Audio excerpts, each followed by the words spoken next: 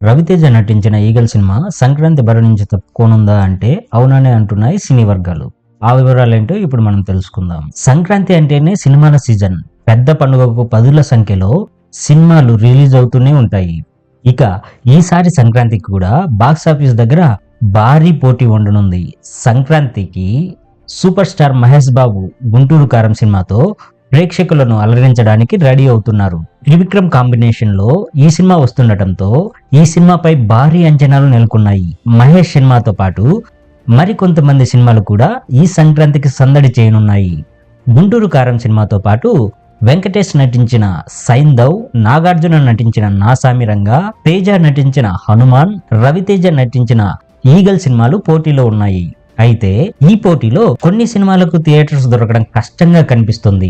ఈ క్రమంలో 5 సినిమాల నుంచి ఏదైనా సినిమా తప్పుకుంటుందా అని అంతా ఆసక్తిగా ఎదురు చూస్తున్నారు. కానీ ఎవ్వరు కూడా వెనక్కి తగ్గడం లేదు. అయితే రవితేజ నటించిన ఈగల్ సంక్రాంతి రేసు నుంచి తప్పుకుందంటూ ఇప్పుడు జోరుగా ప్రచారం సాగుతుంది.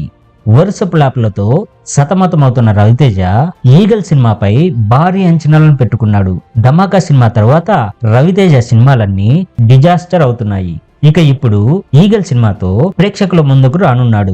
జనవరి 13న ఈగల్ సినిమాను రిలీజ్ చేయాలనుకుంటున్నామని డేట్స్ ముందే అనౌన్స్ చేశారు. ఇప్పటికే సెన్సార్ కూడా పూర్తయింది. ఈగల్ సినిమాకు యుఏ సర్టిఫికెట్ కూడా వచ్చింది. అయితే సంక్రాంతి రేసు నుంచి ఈగల్ సినిమా తప్పుకోనుందా అంటే అవుననే అంటున్నాయి సినీ వర్గాలు. యాక్షన్ ఎంటర్టైనర్ గా భారీ బడ్జెట్ తో తెరకెక్కుతున్న ఈగల్ సినిమా సింగిల్ గా వస్తూనే బెటర్ అంటున్నారు సినీ విశ్లేషకులు.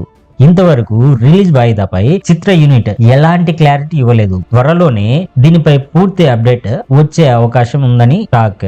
మరి పొంగల్ రేసులో ఈ సినిమా నిజంగానే తప్పుకుందా అంటే మరో 2 రోజులు వేచి చూడాల్సిందే. మరిన్ని అప్డేట్స్ కావాలంటే చూస్తూనే ఉండండి మీ super cine show. Please subscribe and like and comment.